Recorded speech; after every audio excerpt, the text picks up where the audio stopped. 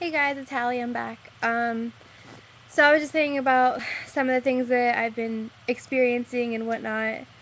Um, I this is kind of a funny thing to talk about, especially when you're first starting a video. But I know in earlier videos I had commented about how a mixture of pregnancy symptoms in combination with the Zofran that I'm taking for my morning sickness for nausea. Um, It is very, it was very difficult to poop. Take number two, you know. I'm very open and blunt. If you don't like it, you could just click next video. Um, but it's just funny because I say much worse things to my friends, but it's just weird saying it online in a video. So yes, taking a poop.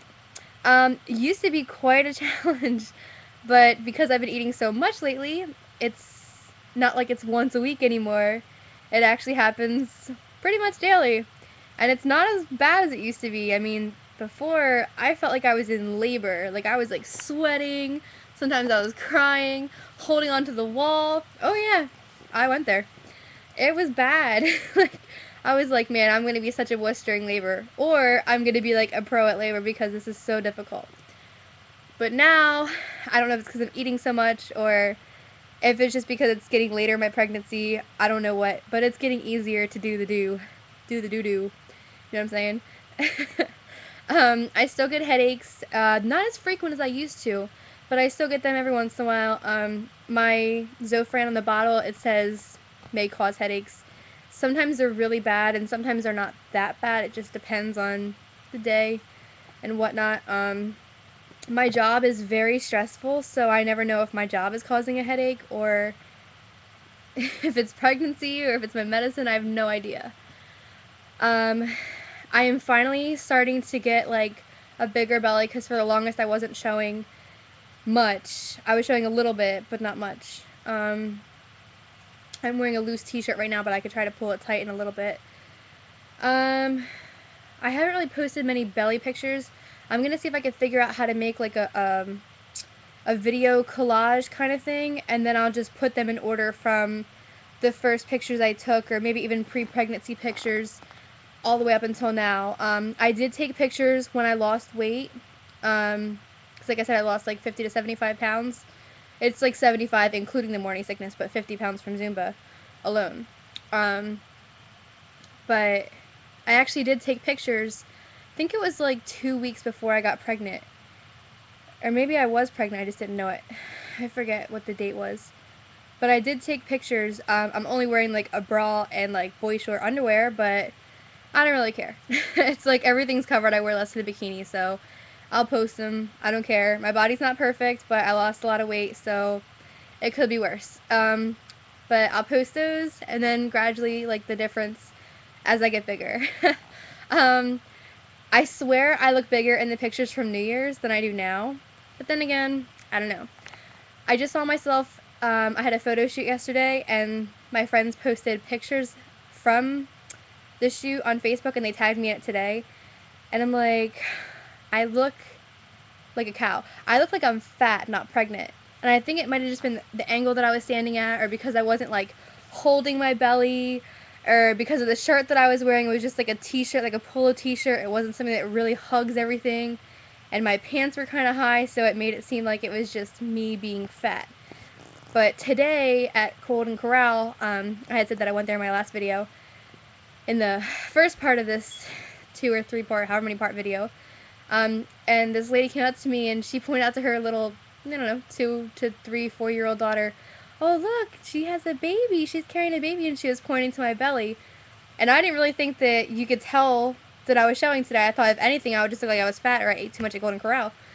But she knew that I was pregnant, so maybe it's just a little bit rounder. My mom always talks about my fundus and how my fundus is sticking out, and that's how you could tell that I'm pregnant and not fat, but I don't know.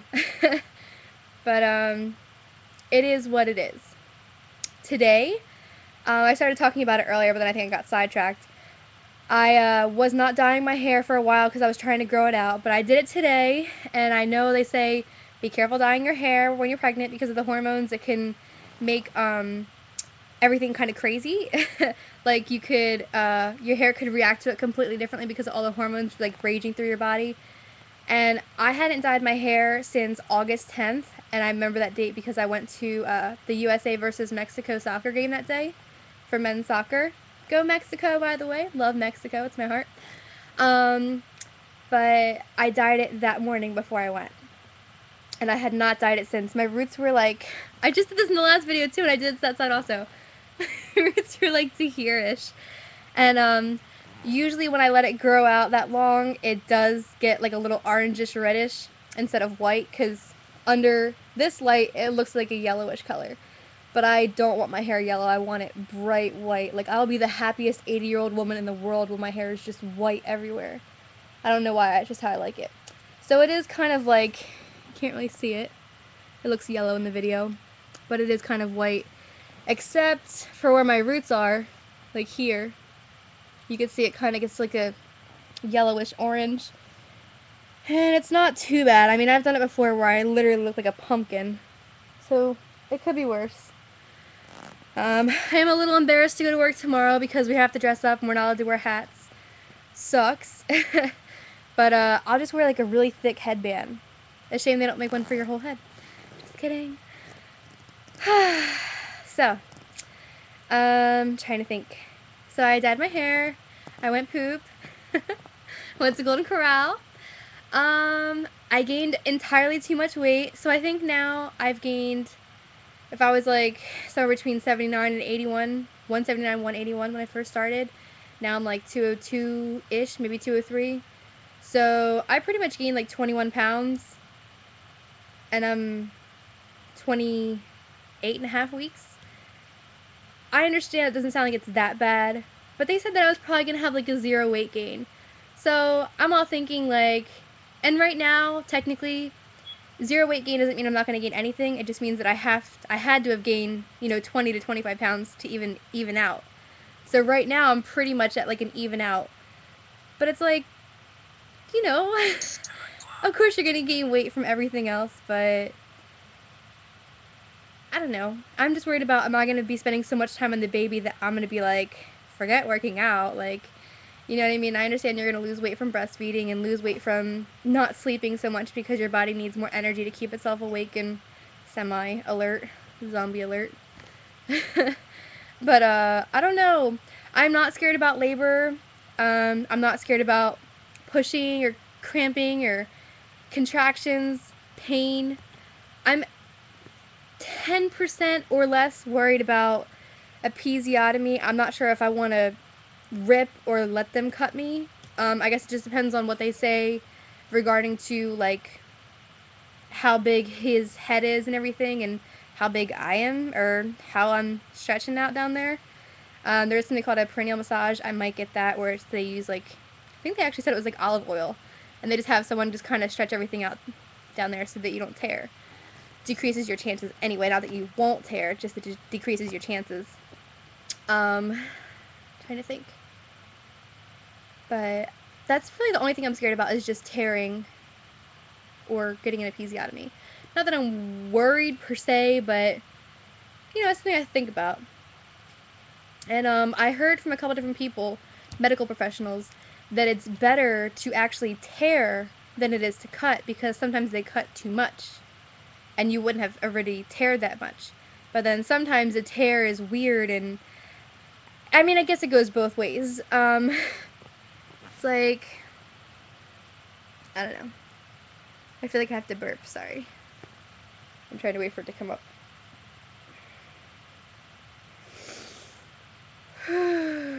Okay. But yeah, so the only real concern that I have is not about labor, is not about tearing or anything like that. My real honest concern is being a bad mom. I am not a very nice person when I don't have a lot of sleep. I am a B word, spelled out with an exclamation mark at the end. I am a huge B word. I can't even take naps during the day because when I wake up, I am so angry, and I don't know why. Like, I just feel like when I wake up, like, my whole day is spent, even if I only sleep for 2 hours, or like 90 minutes, the 90-minute power nap thing. Dude, I don't know what's wrong with me, but I'm just so angry at the world. I'm mad at the world. And I'm like, excuse me.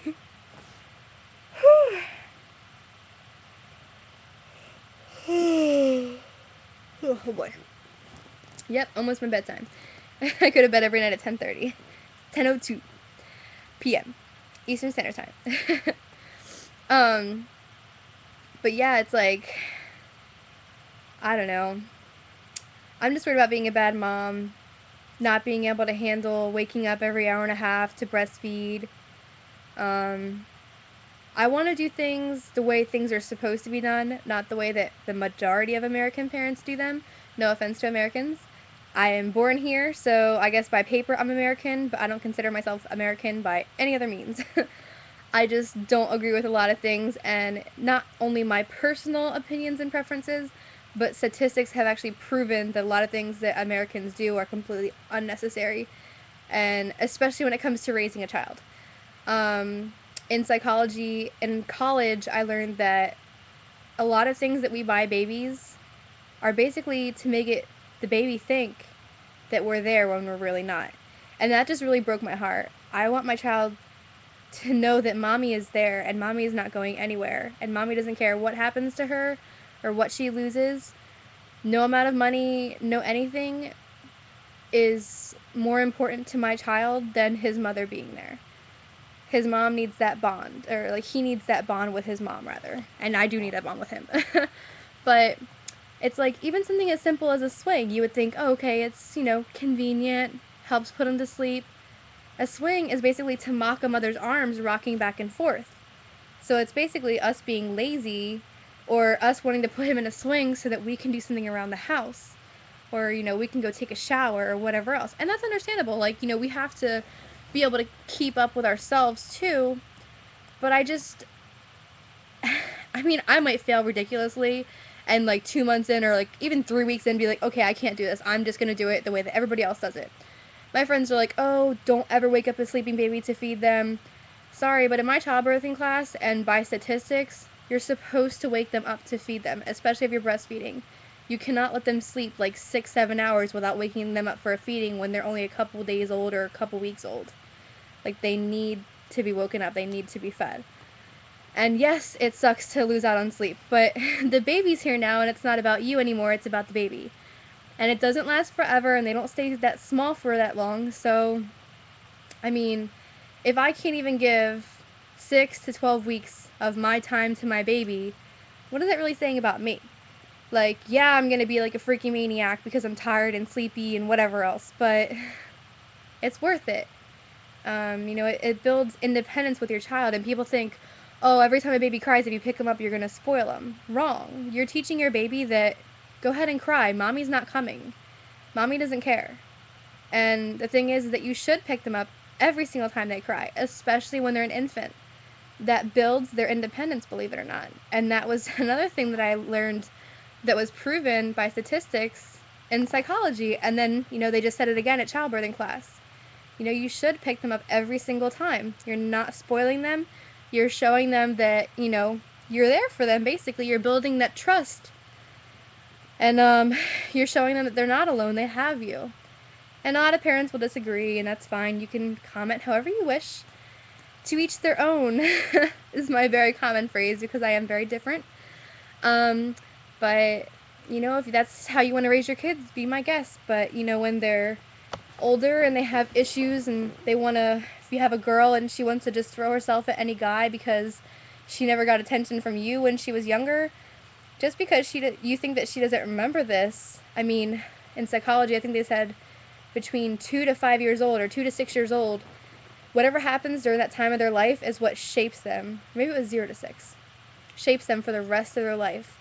So they might not even remember it, but it's subconsciously in their mind, that's how they're programmed to know that, you know, I mean, if you give them all your love and all your attention, they're not going to be like, you know, seeking attention from other people, seeking attention in the wrong places, seeking love in the wrong places. So, obviously his daddy is not in his life right now. I wish that was different, but that's okay. So, he needs every ounce of my dedication and attention that he could possibly get. and I will do everything in my power to make sure that he gets it. So I'm just worrying about being a bad mom and not being there as much as he needs me to be, or like wanting to sleep. And there's nothing wrong about wanting to sleep, but you know, like I said, it's just a short amount of time that he really, really needs extra attention from me, and he'll be a better person for the rest of his life because of it. And it's just, I have to give up some sleep and some time, some me time, whatever else. So it's difficult, but I believe that I could do it. That's just my own